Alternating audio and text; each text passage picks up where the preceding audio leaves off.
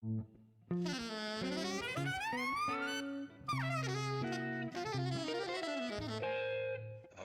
Jazz.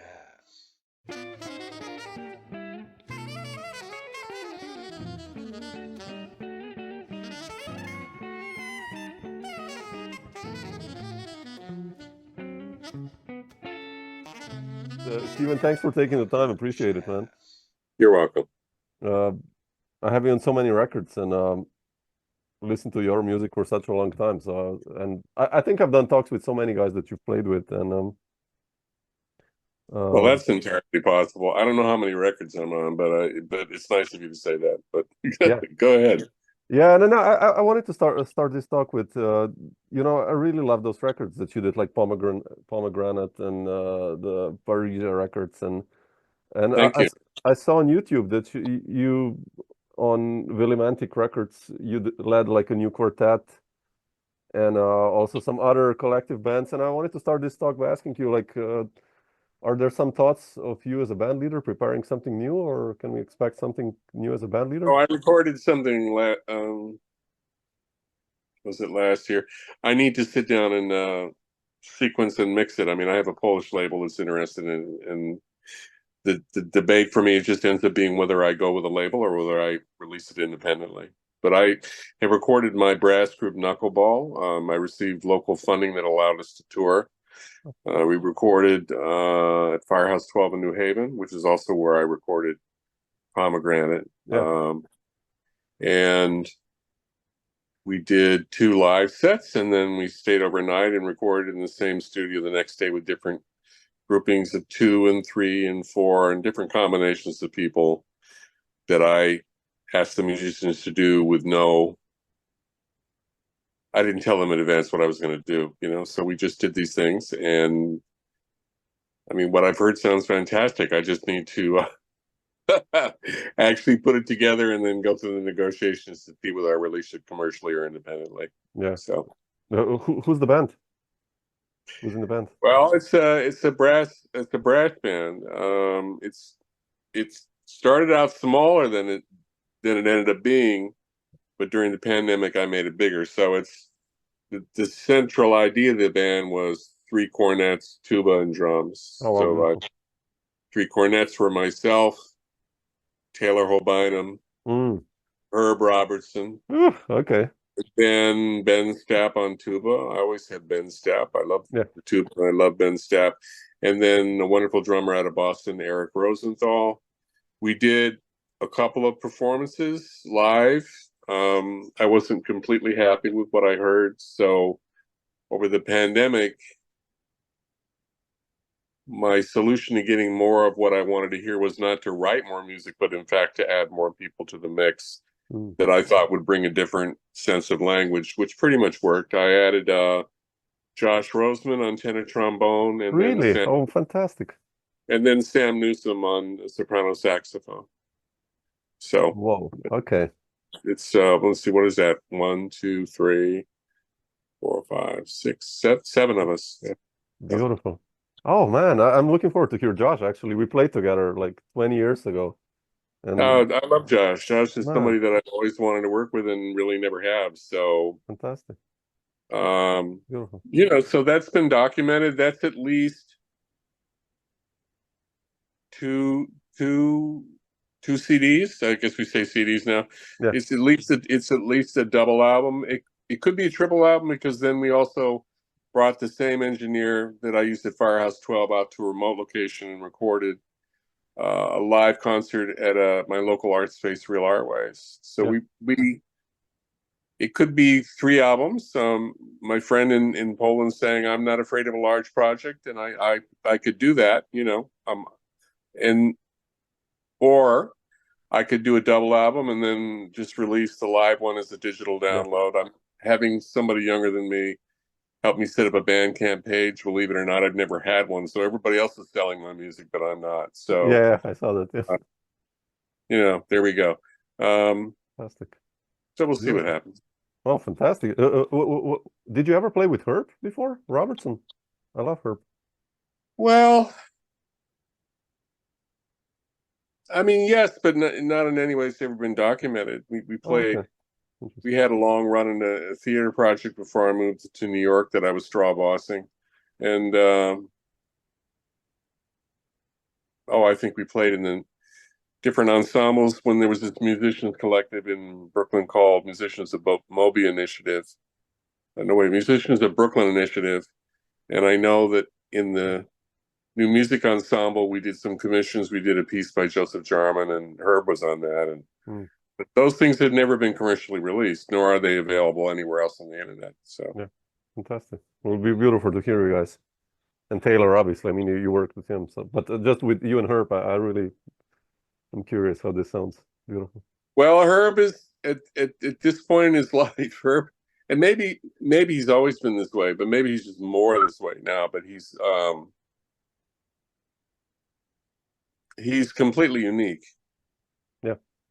I mean, really unique. And so Herb could pick up a whistle and sound like Herb Robertson, and Herb could pick up a cornet and sound like Herb Robertson. And often in a performance, Herb picks up both. He plays the brass instruments, but he plays a lot of what the art ensemble used to call smaller instruments. Yep. He plays the whole passel of those equally as forcefully and individually as he does the conventional instruments. I understand that Phil Haynes is producing a solo record of his. Really? Okay. That he's recorded it and is releasing it. And so maybe some people will hear some of that in that setting. But I don't know what I expected from her, but he was surprising all the way through and really a delight to work with. So beautiful. Yeah. Fantastic. Well, I also wanted to ask you your story. You mentioned Real Artways, and you've been curating this series and together with Joe Morris, and you and Joe also go way, way back, right? What's your story with Joe, actually? I mean, when did you start working together? I don't even remember what year it was, but look, when I recorded Parrhesia, yep. Which would have been around 2009, because I think it was released in 2010. That was my trio with Warren and Joe. We'd only worked a few times before. And this guy that had a small label at the time offered me an opportunity to record. We recorded on an incredibly cold day, and the music it was very quickly apparent that like the spirits were in the room. So the music was like, we stopped listening to playbacks and just kept playing. You know, it's a little bit like deja vu. You're afraid if you look at it too much, the bubble will pop. So we did this stuff. I have to say that one of the reasons that the recording is successful is Joe Morris, in the sense that Joe is not only a friend and an ally, but somebody who's encouraged me in my own work as a leader, right? In ways that I think are powerful. And so then we brought the recording out. I went to my local executive director at the Art Space here in Hartford, and I said, here, listen to this. And we went in the cinema, and he put it on the big speakers, and we listened to it. He turned to me and said, so what would you like me to do? I said, I'd like you to produce a concert and pay us, you know? And so we did, and it sold out. Room was packed full of people. Music was great. And Joe and I kind of looked at each other and thought, you know, maybe there's a way that there could be, clearly there's some audience, clearly there's some interest, maybe something could happen. And it's kind of like kids when you see the truck come by and you want a popsicle, but you don't have enough money. You put your nickels together. So Joe and I then go and speak to the Art Space, a place that loves the music, but had never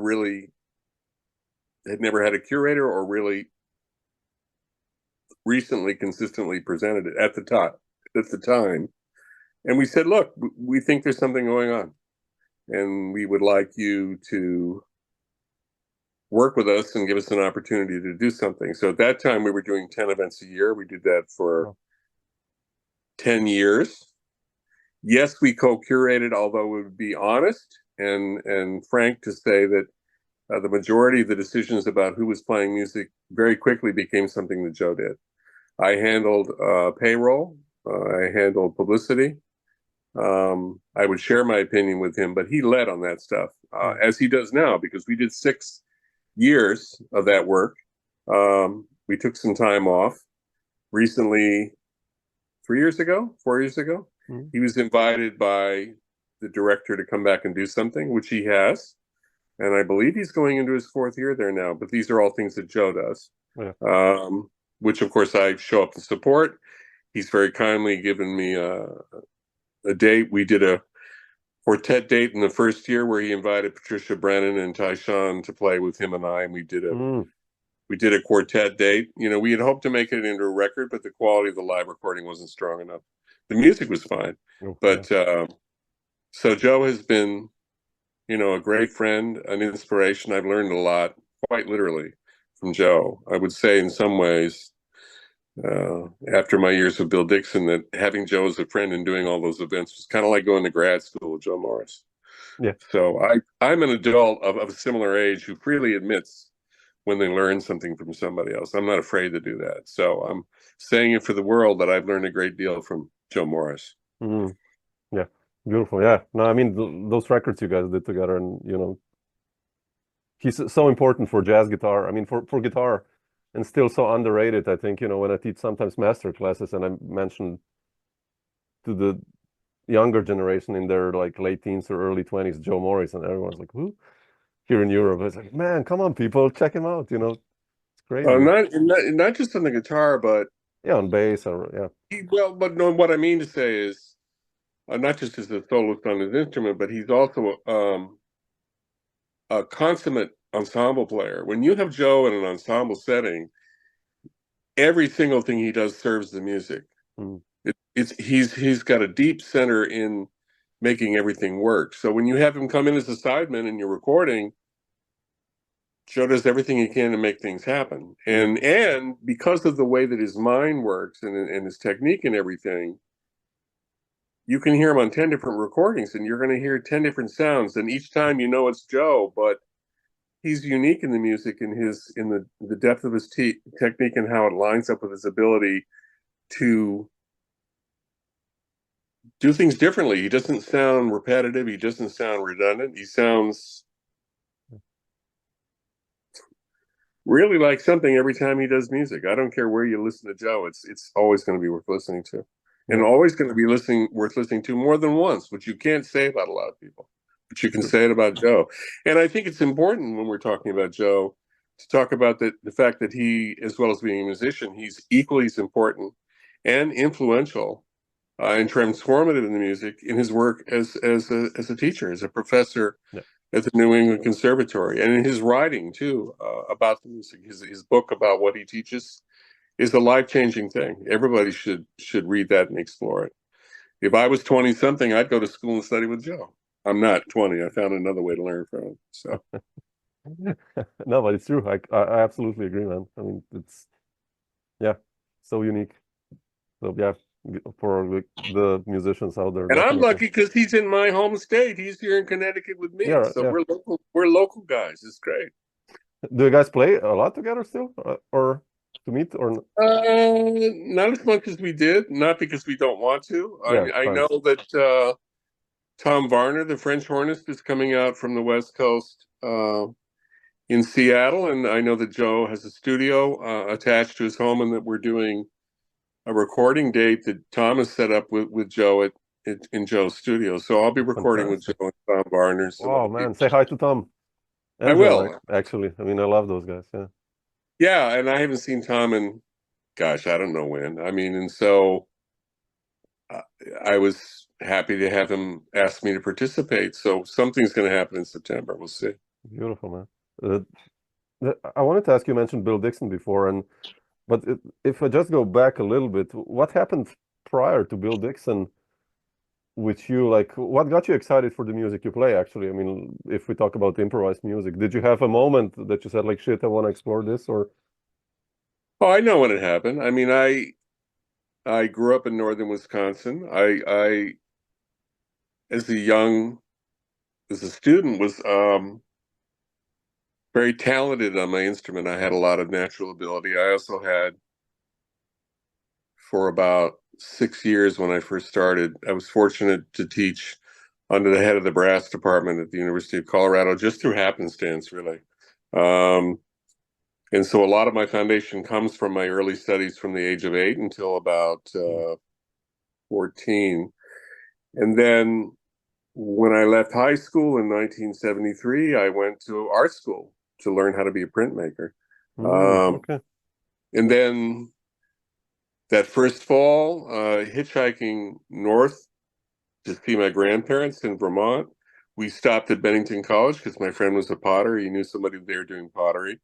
I went up to the music room. I walked in there, and I walked in this office, and there was Bill Dixon with his Ampeg tape deck recording solo pieces, which later became Odyssey, and I had no idea who he was. He's just this cool guy with a trumpet, right? So we sat down.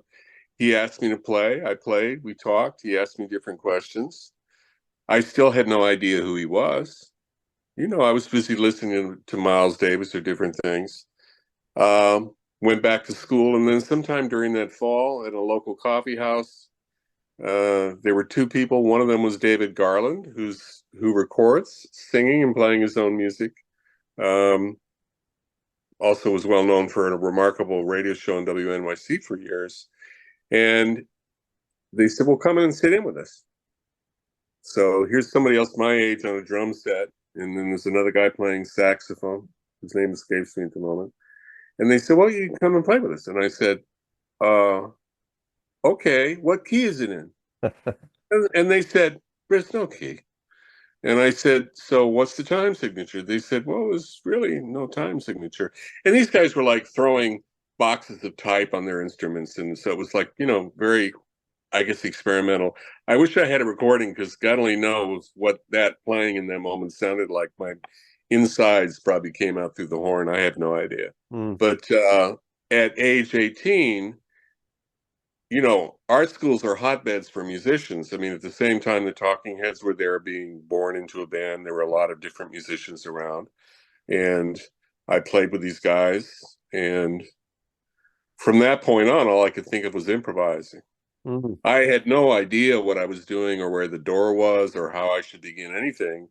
So I think, like a lot of people my age, I just started buying a lot of recordings and then trying to buy books about the music. I mean, I was completely thirsty and had absolutely no guidance whatsoever. And so I finished my first year of art school. I went home for the summer. I bought a turntable. I didn't have enough money to buy speakers, and a set of headphones. I had stopped at a record store with my roommate in college and picked up a lot of the BYG Actuel records. I had Alan Silva's orchestra record, Celestial Communications. I had Jimmy Lyons' record with Lester Bowie and Lester Bowie and Alan Silva. And I had some art ensemble things and was reading Leroy Jones or whatever books you could find at the time and listening to those Sonny Murray recordings and just kind of going, okay, what is this? How does this work? I mean, I had no idea what I was doing. But I was doing it. I moved back to Providence that next year, lived in a loft over a pool hall across the street from a Scientology office, and just with a bass player there, very interesting bass player who passed away recently. His name is Philip Palumbo. He was part of the 501 Canal Street scene, which has been somewhat documented. Tom Bruno, Alan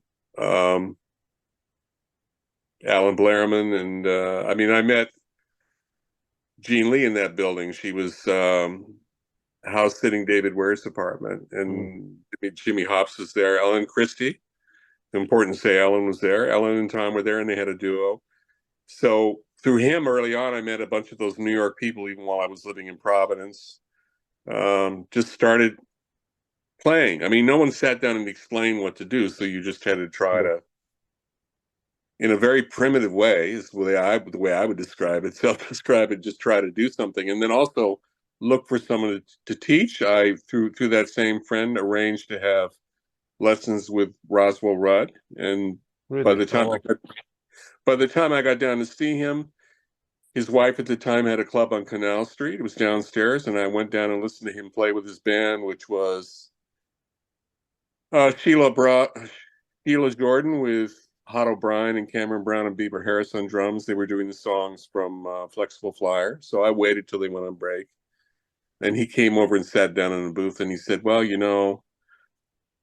I know I told you I give you lessons, but the more I thought about it, he said, as a player, I have arrived at these ways of doing things that allow me to navigate through a range of different musical settings. And it always works for me. But I'm not really sure that that's something I should teach to other people. I almost feel like it would do more for you for me to lean back and let you find your own solutions to these problems. He said, although I will say that if I was your age, I would be camping out on George Russell's doorstep, which is a kind of funny story because later on I did meet George and I did work with George. Yeah. And I met George through Bill Dixon. So then I spend the year in Providence playing all the time in a little trio, playing Ornette Coleman tunes, and again, flying by the seat of my pants. There was no manual. There was no book. There was Joe's book wasn't there. I mean, if I had Joe's book at that age, it would have been very helpful. There were no, at that time in 1974, I mean, where did you go to find these things out if you didn't know? And I certainly didn't know. I had no idea. Nothing in my early life prepared me for what I was trying to do. So after a year in Providence, I went back to school at Lawrence University, where my father worked in the conservatory for about a semester. Figured out that I didn't belong there. But meanwhile, someone I'd met in Providence who lived in Philadelphia, Jim Richards, a drummer who also is no longer with us, invited me to come down and join a somewhat legendary trio called Old Uvai. And Old Uvai was Jim with Elliot Levin on tenor saxophone and a guitarist who lives on the West Coast now named Tom Rawlison. And they had spent a year studying with Cecil Taylor at Glassboro State College in New Jersey. So they were spinning out of the orbit of Cecil Taylor, of his music and his influence. And they were finding their way in that after direct experience with Cecil. They were part of the rich then and still rich now scene in Philadelphia. So I joined them and played with them. And this story eventually gets you somewhere. So no, it's beautiful. I can listen. They were hitchhiking up to Bennington College because Milford Graves was teaching there, and they had been going back and forth, and they would even play in ensembles. It was the 70s, so you could be up at a college, not be enrolled or being a paying student, and yet you could still somehow participate, and that's what they did. So I started hitchhiking up with them. I went to some of Milford's lecture classes, started playing in some of the ensembles. I played with a trumpeter named Arthur Brooks, who came from the Boston Arts Ensemble and was on the faculty there. In fact, I'm going to play with Arthur for the first time in decades in a couple of weeks up in Vermont. And I started playing, and I somehow from doing that, I still didn't know who Bill Dixon was, right? But I was there. And I was playing with these students. Remember, there's no internet, there's no cell phones. I'm sleeping on the floor in somebody's off-campus house. The payphone rings, and somebody says, "It's for you." And I get on the phone, and he says, "This is Bill Dixon." I said, "Okay." I mean, I'd heard his name. "Okay, get up to the music room, the music building right now." So I grabbed my horn and I walked up the hill and went in there, and he gave me a lesson, and literally like a preacher, I mean, like a Baptist preacher, he put his hands on me, he put his hands on my diaphragm, and he leaned in and was talking about how to breathe and play the instrument. And at that point, the only thing I could think of doing with my life was to spend all my time, with him or very close to him. So pretty quickly I left Philly. I moved up there. I had no job. I had no money. I slept illegally in a loft in the back of the third floor theater over the Commons there. The co-eds would sneak me peanut butter sandwiches, and And I started playing in the ensembles. I was playing with all the registered students. I was doing all the music I could do, whatever I could do. I did Bill's large ensemble. And then, not too much longer, I realized that I was doing everything that an enrolled student would do, except getting a degree. Mm-hmm. And so I went to admissions and I asked for an interview as an incoming student. I had the interview. They were interested in me. And then, in my early 20s, moxie said, well, here's the deal. I don't have any money. My parents don't really have any money. But I have some experience, and I think I could enrich. At that time, remember, being 1 or 2 years older than everybody made me feel like I was a lot older. Yeah. That's how young I was. And so I felt that I had this wisdom and that they should just pay for everything and let me in the school. Of course, they said no. But then the new director of admissions had worked for my father as a graduate assistant at Lawrence. His name was John Nissen. So just like how I started the cornet at age 8, which was because of my father, because of my father talking to somebody who'd worked with him as a grad student, a way for me to come into college opens up. I go into the college as a scholarship student with some very small student loans. And I was one of the first 2 people to get a degree in black music at a time that Bill was not giving BAs because he didn't really have a fully staffed department. So I spent a number of years up there being a student, doing everything you would expect a student to do, taking classes, getting grades. Did a senior recital. Actually, the month that I was graduating, we went to Italy and recorded Live in Italy, Volume 1 and 2. Oh, that was then. Oh, okay. That was my graduation present, really. Well, how was that like for you, going to Italy with those guys? And it was life-changing, we all knew each other. We were supposed to be, the rhythm section for that was Alan Silva. Yeah. And Freddie Waits. Freddie had already been up to the school to do workshops. I had met Freddie because Bill brought him to Bennington. And Alan, of course, was up there my first year that I was there doing an orchestra project. Al Shorter was up there at the same time. So I met and got to hear and talk with Al Shorter and did some work with Alan Silva. All when I was a student. I mean, Bill brought the most incredible, real people up there to work with us. We were supposed to have another bass player. Boy, my brain is so funny. I want to say Art Brown, but I know that name is wrong. Art Davis. Art Davis is the other bass player, but at the last minute, he bowed out because of a tour with Pharoah Sanders. And then Jimmy Lyons was supposed to be the horn player. And that was a funny story because Bill said to Jimmy, who had taught at Bennington, he brought him up when he was away for a sabbatical teaching in Madison, and Bill and Jimmy was up there for a semester and did all kinds of orchestra work that is remarkable, which is recorded and which is in Bill Dixon's archive at the Fales Special Collection. At the Special Collections at Fales Library at NYU. That's another story. So these things exist and they've been documented, but they're not. But they could be released. Yeah, that would be amazing. They might be released. For this stuff. We'll come back to that, right? So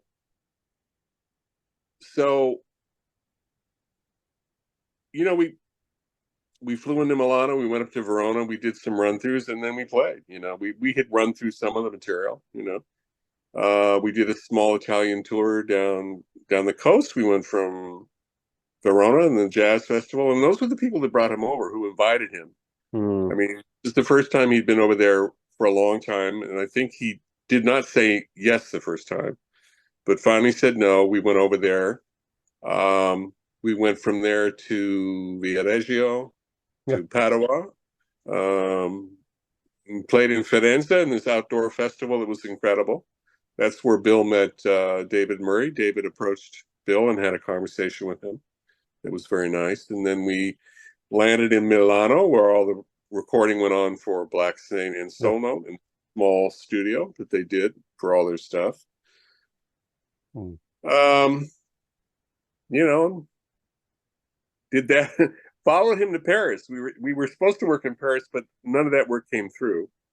So he went to Paris and worked with Steve Lacy's rhythm section at the time, which was Kent Carter and Oliver Johnson, I think. Mm.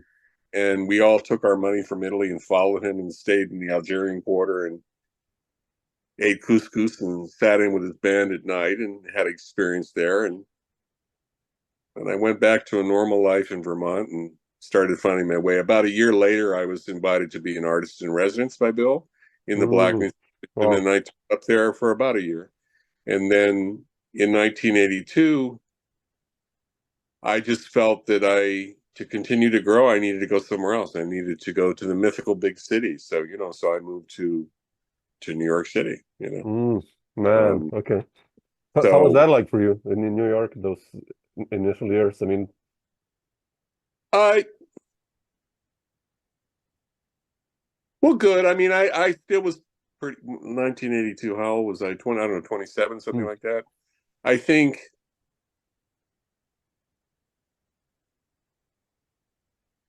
to study really deeply with somebody, you start eat, sleep, and think everything. In this case, Bill Dixon.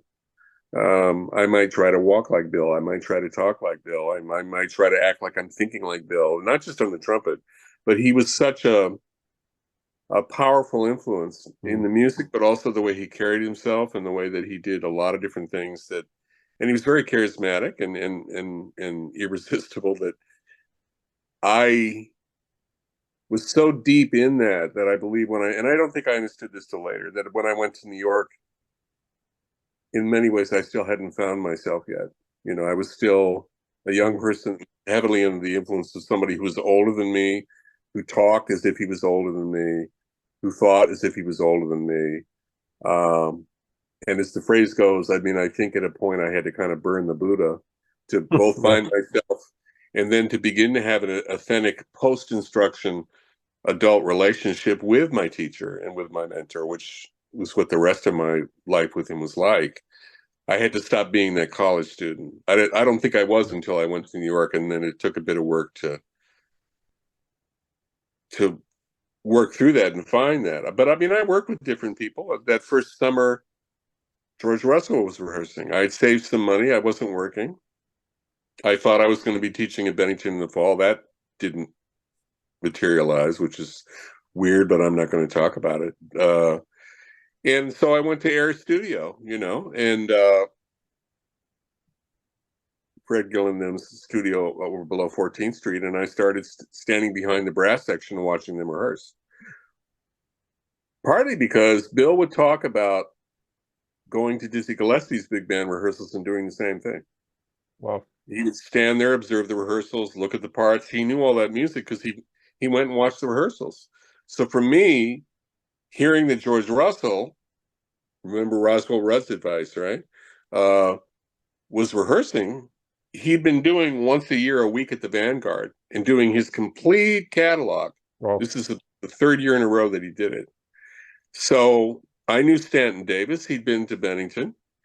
So I called Stanton, found out where they were, went to the rehearsal. And then in typical New York style, a lot of those musicians didn't want to do all those rehearsals. So they'd sub out. So Stanton would say, "Can you cover my seat?" So the next thing you know, I'm in the section with Ron Tooley, the lead player, and Tom Harrell's on my right because he had the solo seat in that book. Although Stan did some soloing, but it's primarily Tom. And playing with Victor Lewis and Ron McClure, and all those guys that were in the band at the time.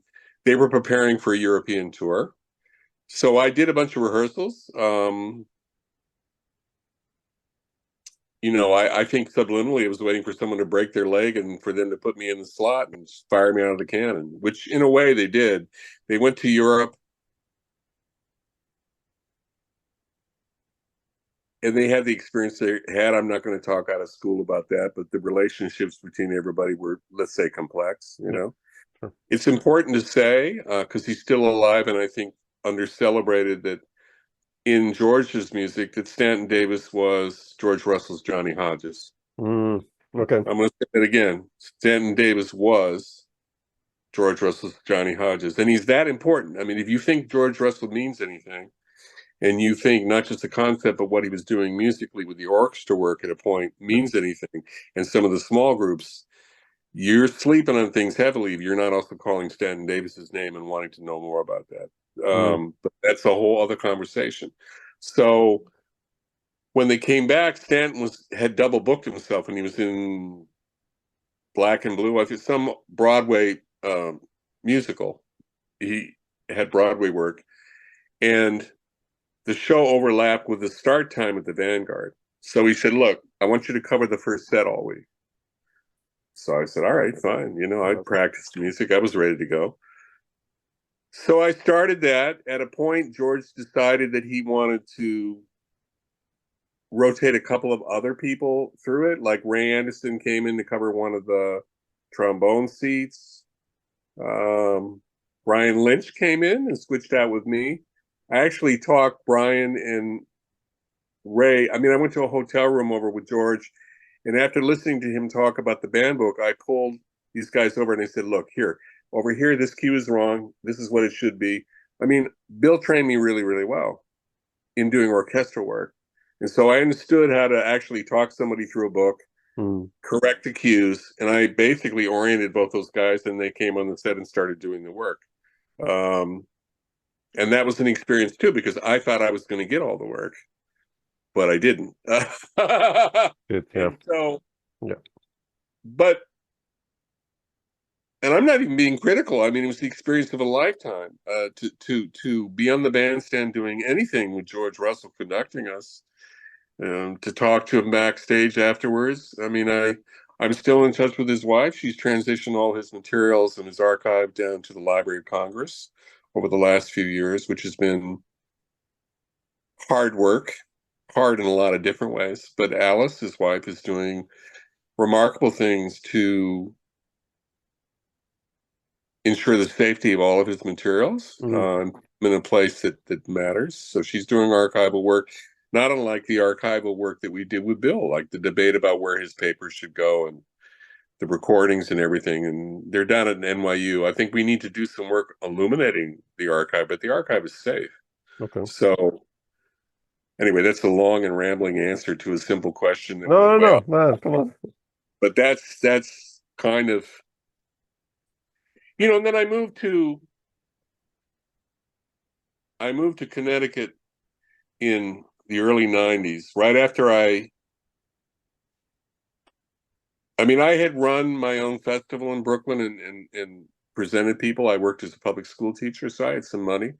And so I did my own festival and presented a range of people, lost money hand over fist, didn't know what I was doing.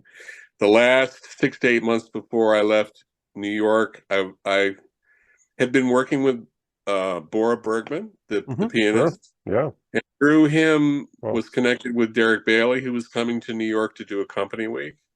I didn't play in that, but they needed help.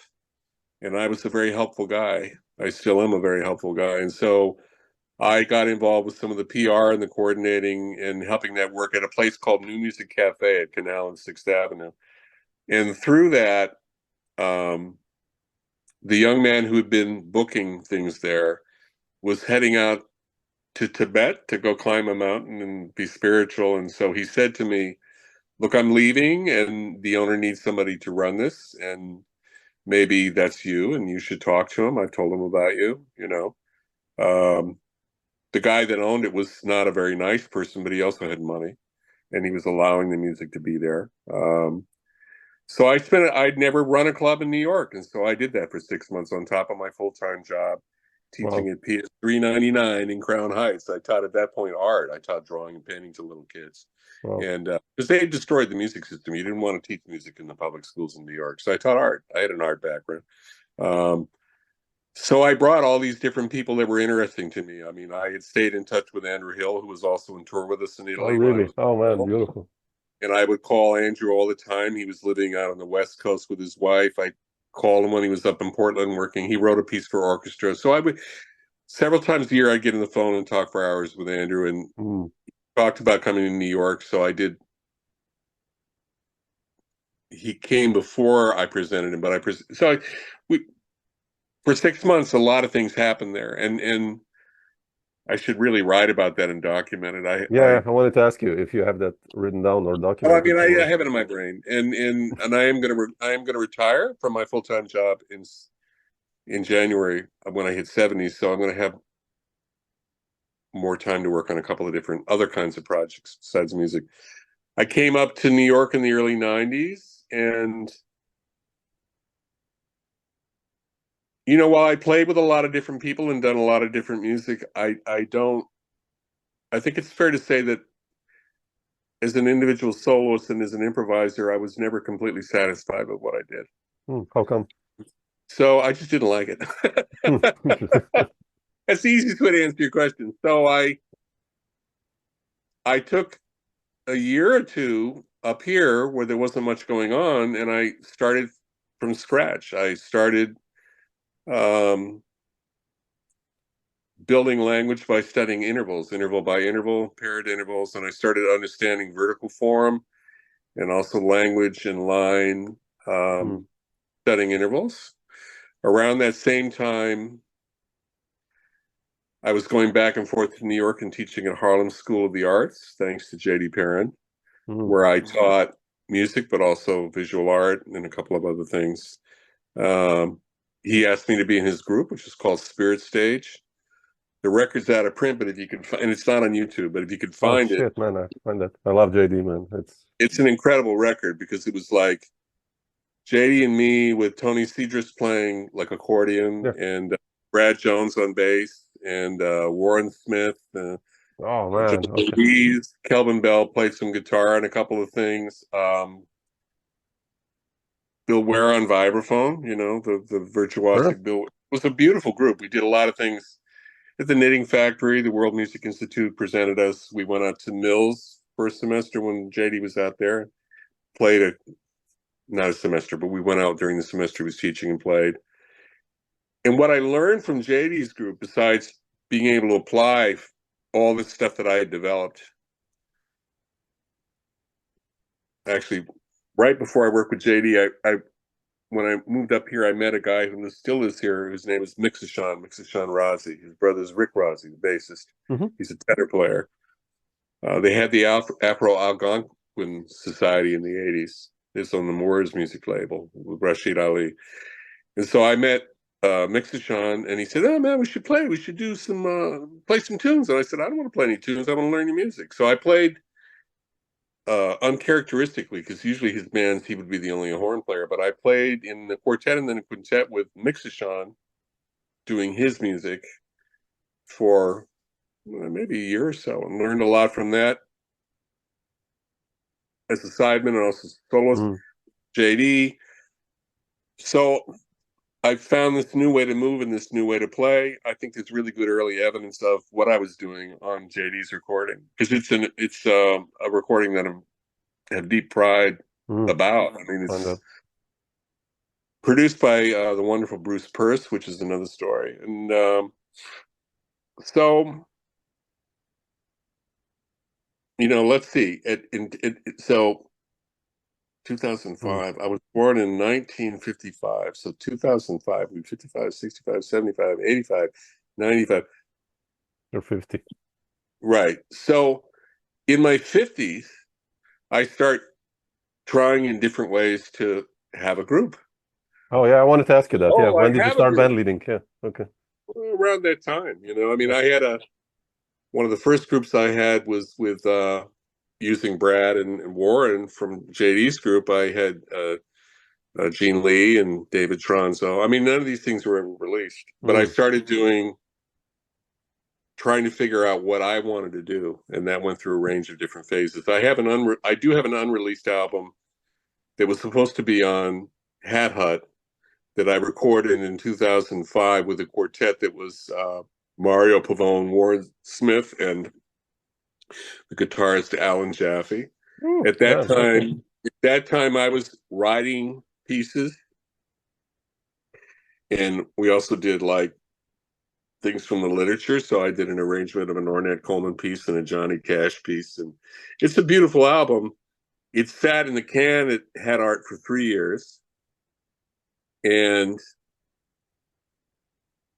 the politest way to describe what happened is that 3 years in, around the time that the owner had, I think, lost some of his Swiss bank funding that got him through the 70s and the 80s, was looking around for a way to make the label work financially. He realized he was sitting on top of this out-of-print catalog.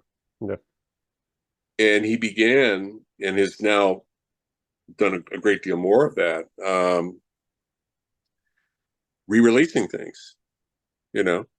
So he brought out those things that Braxton recorded him, and a lot of different people recorded with him. And so, you know, I'm glad that it didn't come out on the label because of how it would have been structured financially. I'm glad for what I learned from that.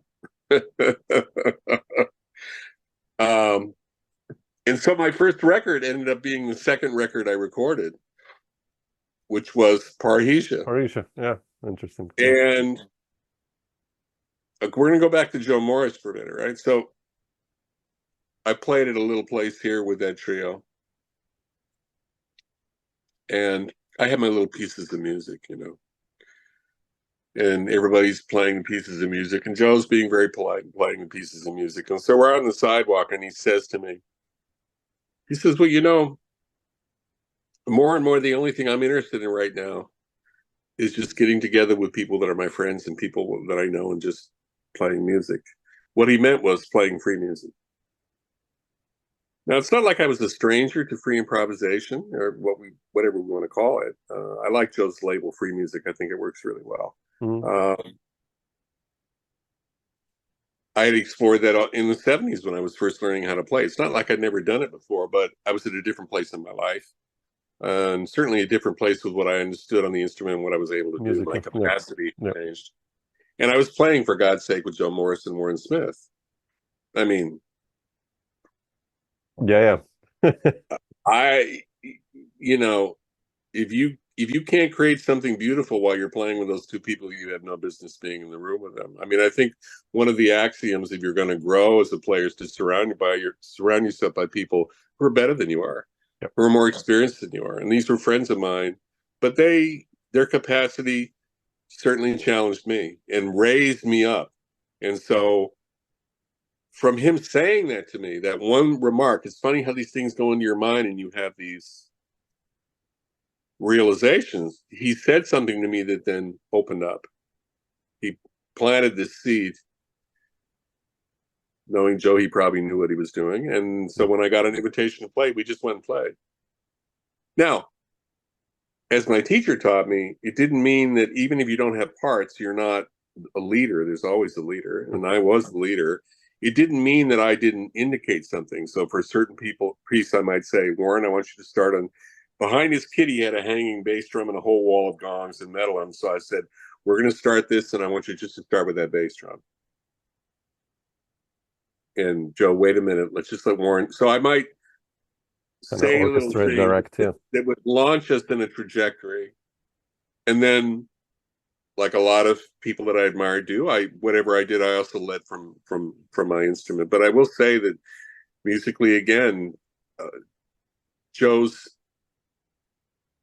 underlying influence and his playing was catalytic for me in an ensemble.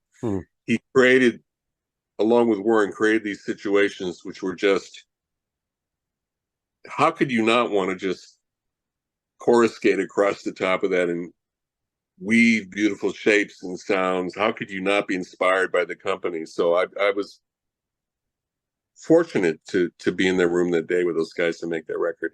And the record turned out, you know, it's a beautiful record. That's a beautiful record, yeah, definitely. I don't think anybody's made a record that sounds like that. I'm pretty sure they haven't. And then later on with Pomegranate, I just added the tuba and the bass. Tuba, yeah. And that was the whole. And I had William bring his is it a gimbri? I can't remember the the African, and his shakuhachi, and he did. And so we did, you know, we did what we did. Same thing with that. We recorded 2 live sets, and then we were in the studio the next day. I think at the time in the studio, I was far more controlling than I needed to be. So the majority of what I did in the studio, I didn't use.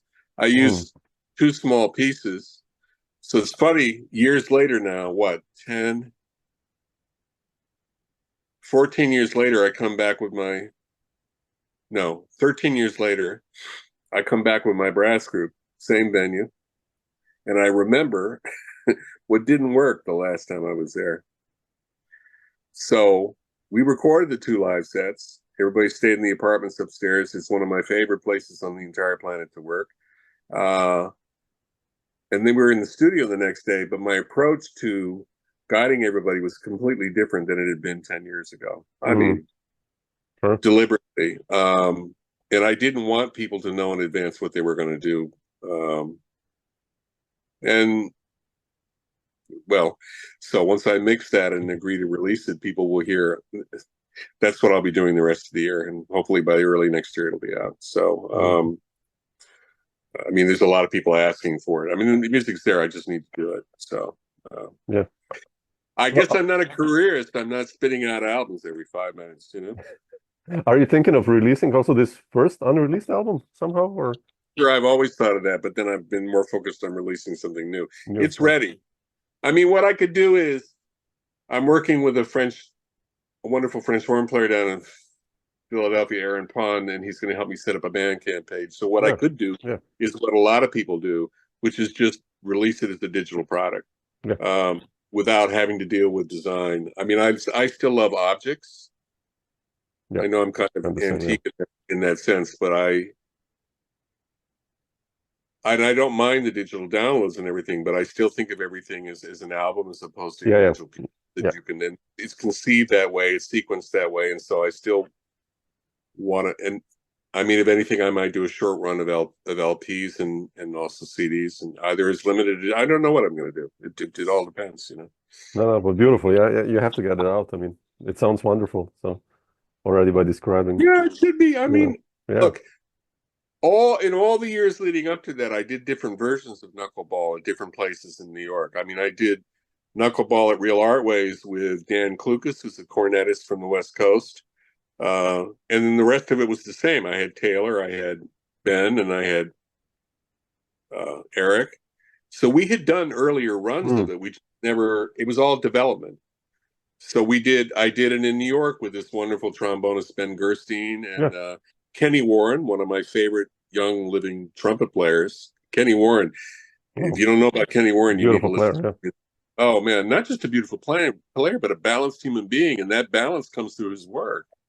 I mean, his concepts and the way he organizes things and the way he plays on his instrument, absolutely wonderful. Him, Adam O'Farrell is another example. Yeah, I love Adam, of guys that I played with who I just absolutely love what they do and wait for their next recording. I mean, there's some young, everybody's younger than me, but there's some wonderful younger players doing remarkable work right now. It's a very fertile time in some areas of the music. Yeah, I think. Yeah. So.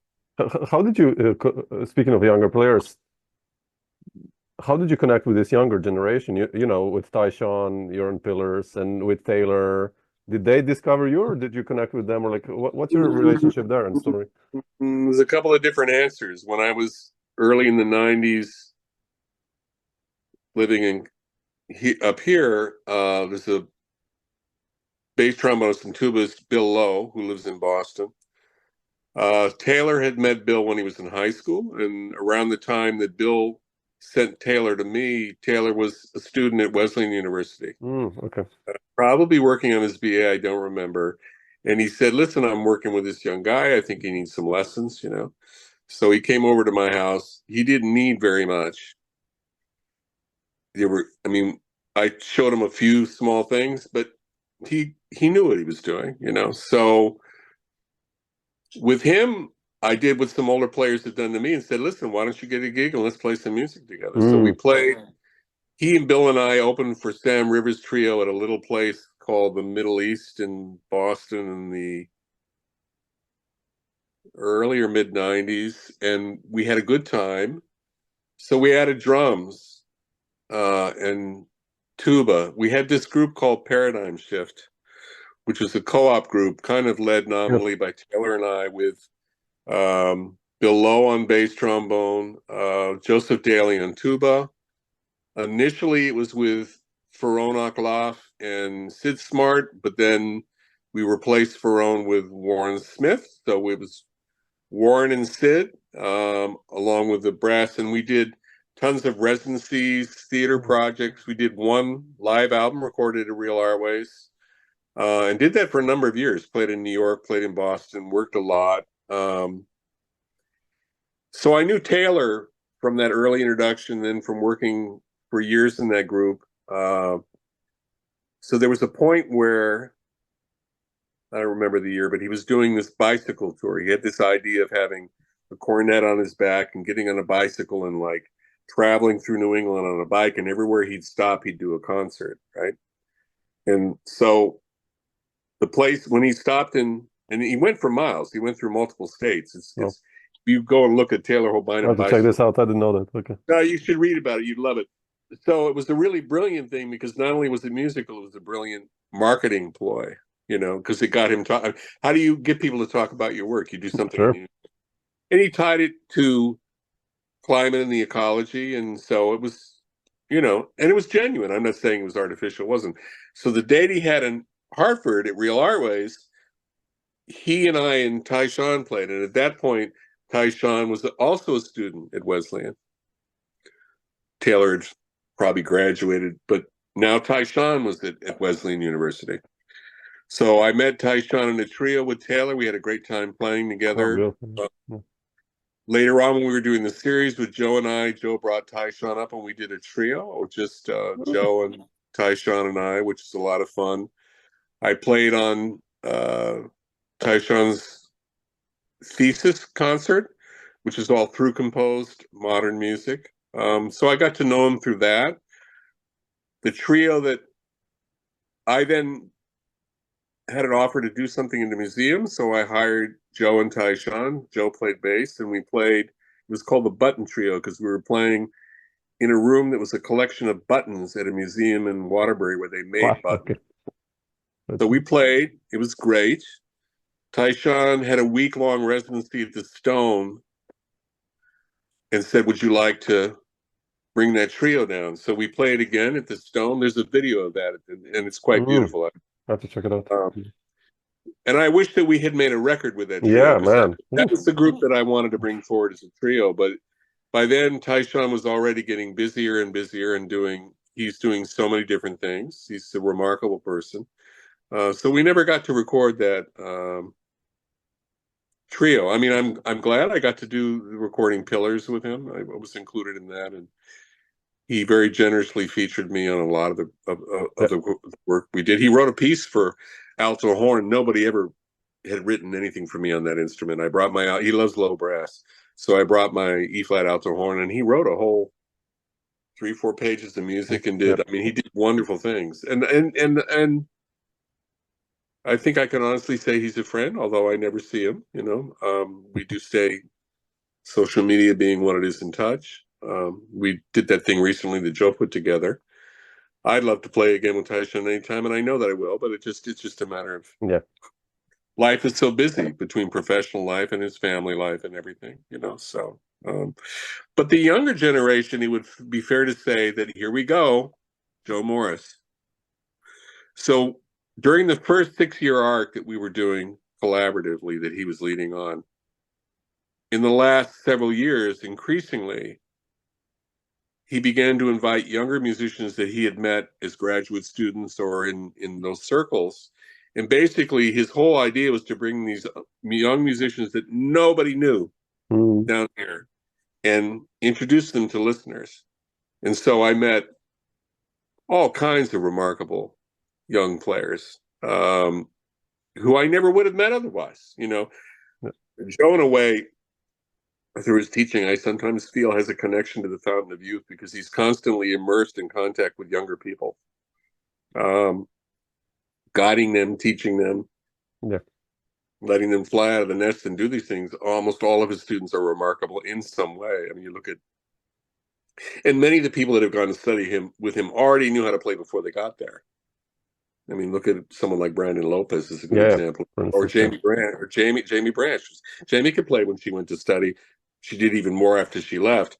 So there's this whole, you could write a case study or a book about all the people that have come through that teaching environment, where they came from, what they had before they got there, the connections they made with each other in the classroom and under his tutelage and others. The work that he's done at New England Conservatory has been remarkable. It still is.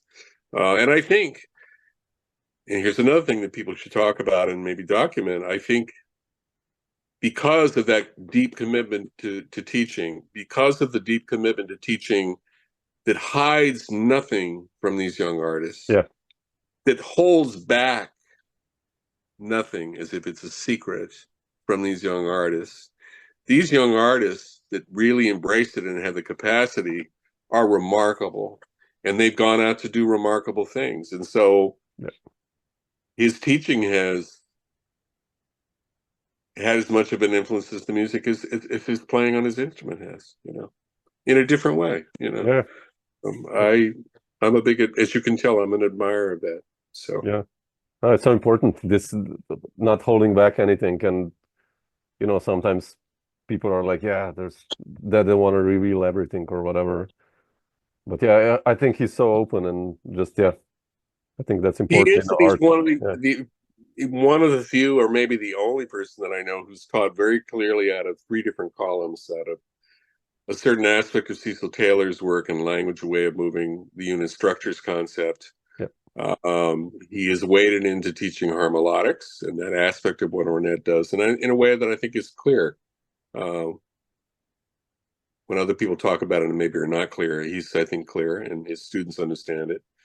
And a certain portion of the very broad essence that we know as Anthony Braxton, those pulse tracks and stuff, which is a way of working in smaller ensembles and stuff. But, you know, during a time with the rise of the jazz education system, the resultant publishing and it's a big business, you know.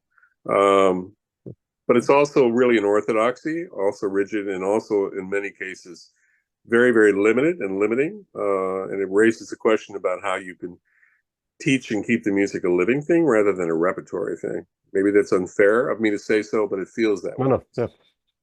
And so someone like Joe taking the people that mattered to all of us in the late 60s and early 70s and teaching that in the way that some people teach standards in bebop or things coming out of that, is a logical step in the evolution of pedagogy and into music, moving those things forward. And that's not all that he teaches. You know, he's teaching those things, but he's also teaching a free music approach. And I'm not going to explain free music. People can go read what he wrote about it and what he said. He's very clear about what he means when he says free music. He doesn't need me to explain anything that he said. But I have found it also liberating for an old dog like me.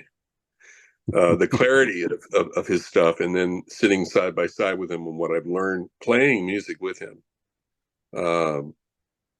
has been transformative to me. So so true. Beautiful. Stephen, not to take too much of your time, but I just wanted to ask you mentioned the new records coming out, and do you have any plans to come into Europe to present that music next year, or where is Europe? I've almost never been asked to go to Europe, you know, and I certainly have not aggressively pursued it. The first time I went, I'm going to answer your question though. Oh, no, please. Yeah. The first time I went to Europe was in 1980 with Bill Dixon. With Bill, yeah. And not too long ago, I was interviewed by Musica Jazz in a feature on Bill, and I did say to the editor who I had the chance to speak with, I said, you know, I have a dream of returning to Italy. So far, no one has really taken that really broad hint from me, but, you know, it's all right. It's nobody's job to bring me anywhere, really. That's why I create my own work here. And then when Bill died, there was a festival in Belgium called Imagine the Sound at the time. And I went over and played with, God, my brain's going to shut down. 2 other trumpet players and Barry Guy on bass, Franz Kogelman, and shame on me, I can't think of the other person. As soon as I get off the meeting with recording with you, it'll come back to me. No, it's yeah, I know it's And sometimes. so we played, you know, it was fine. I enjoyed it. I went home, and then I was most recently, the third time I've been to Europe. I'm going to be 70. The third time I've been to Europe was with Adam Rudolph and Go Organic Orchestra, which I've been a member of for about 17 years. And we came over with this Ragmala project we've been doing, which combines our orchestra with these Indian classical musicians that are part of Brooklyn Raga Massive. And so we were at a festival, wasn't the beginning, this year's the beginning. So a year ago, January. Now, recently, Adam Rudolph, my friend and who I've worked under for years, has started a new quartet called the Sunrise Quartet. And that's myself, Adam on percussion, but also on processing and a lot of off the drums, extended stuff that he likes to do. Alexis Marcello, who I first met when he was in high school and taught at the Harlem School, who spent years studying with Yusef Lateef, who's one of the most interesting piano players we have in the New York metro area right now. He's playing piano and other stuff. And then Kaoru Watanabe, and Kaoru was in Go with me. He plays taiko drums, so koto and processing, and a range of Japanese traditional and folkloric bamboo flutes. So it's a certain, I hesitate to use a label like world music. Yeah. We lately have been using the phrase organic music because it has a different meaning. But it reflects the years of Adam's experience with people like Don Cherry and Yusef Lateef and these different people, and his concept and also his philosophy and ethos. And unlike the other ensembles I'm in, there's no written music on the stage. Now, there's a lot of things that we're asked to internalize and prepare and bring forward in the music, and that's still a work in progress. But we did 2 nights at the Stone. We were able to come up to Firehouse 12. We recorded 2 live sets, stayed overnight, and did a studio recording. So that record's coming out soon, and I think it's going to be, I'm sure it's going to be remarkable on Adam's label. But Adam, my understanding is that with Adam and the quartet, I'll be in Copenhagen early in February teaching a Danish orchestra how to play the orchestra concert, playing with them, but also playing as a quartet. With a promoter there, we're hoping to extend that into Sweden and Budapest and some other places while we're on the continent. So I'm not going as the leader, but in that quartet, it's like a quartet of leaders in the sense that it's Adam's concept, but it reflects the music that we all love with the art ensemble and some of Mwandishi and the work that Herbie Hancock did. It's a certain thing that we're doing in that quartet, where everybody, you know, again, it's Adam's quartet, but we all get to be very strong together in that quartet. And it's a perfect place for me to be because of how I like to play right now. My deep love of collective improvisation, which I think I prefer to individual soloing, moving together with people and letting your voice rise and fall in that setting is something that I become, I mean, I love doing, love doing. And so, and there I'm not just playing my horns, I'm also playing shells and some other things. And so if people want to hear what I'm doing on the instrument, they should come and hear us while we're in Europe, if they're in Europe, because that's me. Like in that group, I get to just be myself. You know, I'm a sideman, but I mean, I really get, that's my contribution, is to be me in that setting and that concept and the use of space and rhythm that he's doing. So we're very excited about that quartet. We're doing something at Roulette in Brooklyn in September, and then we'll be in Europe after the beginning of the year. We'll be at Big Ears Festival, I believe, in March. So I'm excited through that to have those opportunities that I don't usually have as a leader with my own groups. That's not to say that I'm not interested in that, but I don't have a booking agent. I don't I don't do a lot of recordings. I don't make a lot of recordings. I won't explain that in the sense of saying, "Oh, is that by choice? It's an accident," or but it's just the way that it works. You know, I also don't think that well, I don't want to be rude to anybody, but I mean, my question would be with anybody. How many recordings closely spaced can you hear where there's enough variety in what the individual does in either their writing or their playing to justify that many documents? Yeah.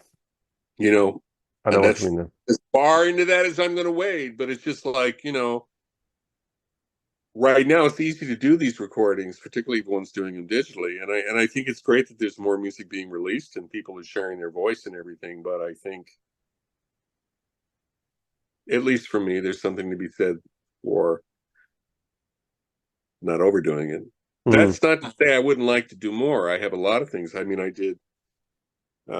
we just did a showing of Bill's lithography, and a group of musicians, like Leo Smith's scores were there, Ted Jones' stuff was there, all of his stuff was there. And the owner of the gallery invited me to come in, so I did an evening with 4 string players. I had Joe sitting next to me playing an acoustic guitar. I had Lester St. Louis on cello. I had Charlie Burnham on viola. I had Jessica Pavone on viola. I had Sarah Bernstein on violin. So I had a string quartet with guitar and myself. I've done that off and on. So I have these different things that I've done that have never been commercially documented. I have a range of different ensembles, but we record them. They rarely get videoed and they're not commercially documented. But I'm doing a lot of stuff that just aren't a lot of people that know about it. I mean, if you're around when it happens, that's great. So if there's anybody listening that wants to give me a chance to do a lot of recordings, I'm ready. Man, yeah, it sounds, man, it's killing Bill groups. Dixon used to love to tell this story when we were in our 20s, and he would say, you know, because you could say that being at Bennington was, for some of the kids that were there, they were kind of like spoiled rich kids. I'm sorry I said it. Well, I'm not sorry I said it. And so, or maybe they were young people that were told they were gifted before they really did any work. And so, but like college courses now, because I went back and got a master's in social work at age 60 and graduated when I was 63. You go in the classroom and the professor would ask a question and the room gets silent. Yeah. Right? Yep. And so, like, one of the things that Bill would say to his students, to me, to other people, he'd say, you know, when he'd ask you for an ID and he would get nothing, he would say, man, you know, when we were your age, no one ever asked us what we thought.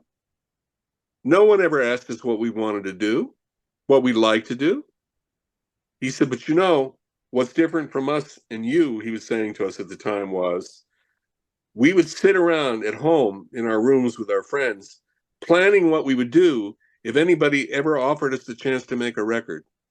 We might sketch out the cover. We'd figure out what the music would be. We'd figure out who was in the band. We didn't have any work, but we planned things. So when somebody came to us and said, hey, what would you like to do? We were ready. Well, I'm not quite like his story. I'm actually doing things, but they're in a more community-based or underground-based things, and I'm not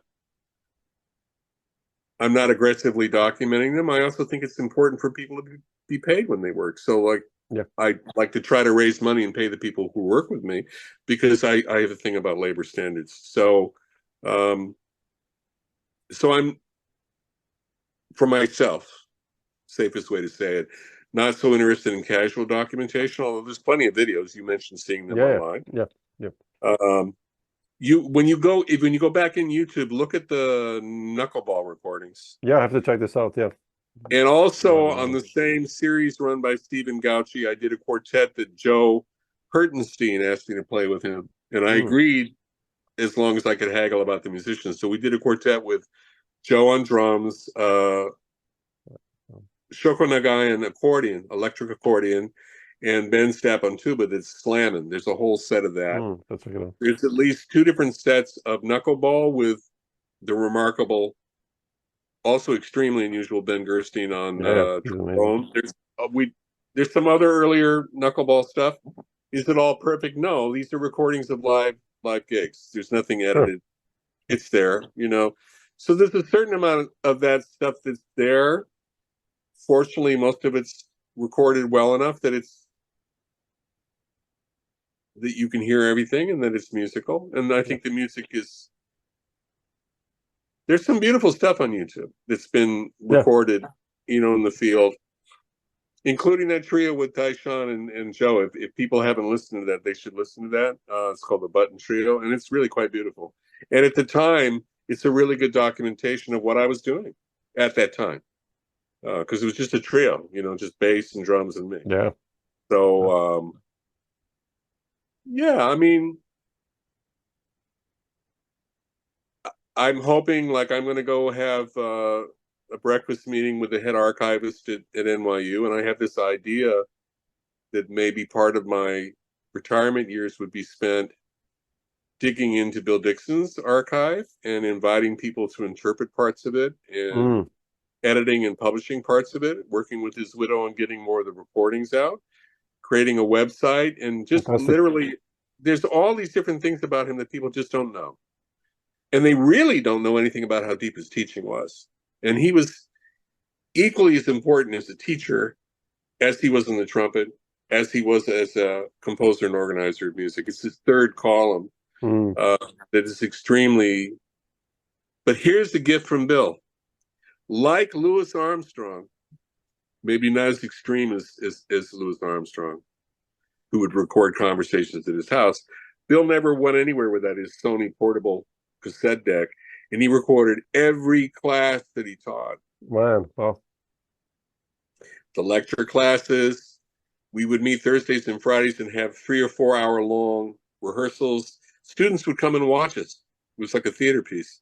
So there's all this material, you know, and so I have a few ideas about that. I think there's a lot that Bill was doing and saying that, if it could be shared in the right way, would connect very deeply and powerfully with the current moment and what we're going through with the music. And they could change some things. I mean, I think, or at the very least, bring a lot of beauty out and have more people know work. Yep. So we'll see. I mean, I'm going to go have an exploratory conversation. I mean, and you have to develop funding, but a project like that would be funded through humanities funding here in the United States, and on the state level and the national level, I think this could be a humanities funded project. So I'm just talking about a lot about an idea right now. We'll see how far the idea goes, but you know, I'm trying to take what I know how to do and what I've learned about research when I was a grad student recently and all those different things, turn it back towards something that I love, and figuring out, is there a way to do the work and also get paid to do the work and have some fun for 3 to 5 years while I'm still doing all these other things that I was doing and I'm still doing. I don't tend to take a lot of work because a lot of the work doesn't pay. You know, I mean, a lot of us do things. So I play, you see me playing in a record store that a young presenter asked me to come. I treat those as open rehearsals. I bring together that I want to try. We try certain things. Something works. Sometimes things don't work. But even then, you know, all right, there's no money at the door. I'm a leader, and like generations of leaders before me, like Bill did, like Warren Smith certainly did when he was a professor, I come prepared to pay my side people when they work for me. Doesn't matter what comes at the door. Because I do think that when we work, this is what the organizing part of this is about.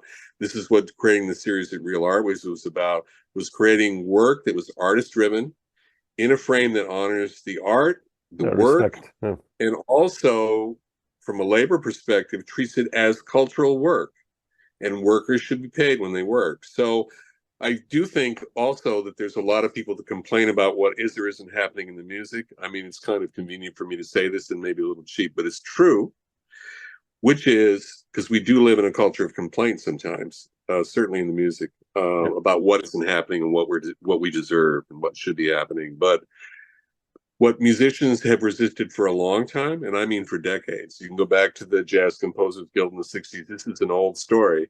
Musicians have a way of resisting the hard work of organizing. And I think if the music is going to move forward as a community of musicians need to engage in different ways with organizing. And there are people that are doing that.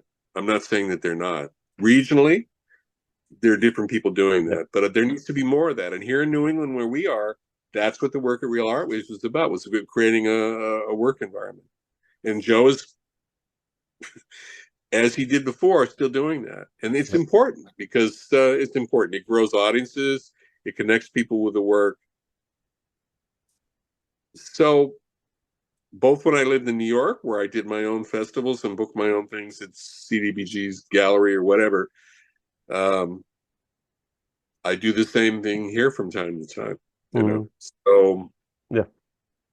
And then sometimes somebody calls me up and invites me to do work and pays me, which is a lovely thing. Definitely. I've never been a person who aggressively bangs on the door and asks people to give me work and then gets angry when they don't give me work. That's just not my thing. My thing is to, like, if I want to do work, I'm either going to find people that want to work with me or I'm going to create my own situation, one way or the other. Bill Dixon famously said, you have to have a situation. And he often talked about creating things. He had an idea for years of a Black Music Institute, which he never really got to bring to fruition. But I mean, I studied with somebody who was all about creating structure, not just in music, but also in the community. So, yeah.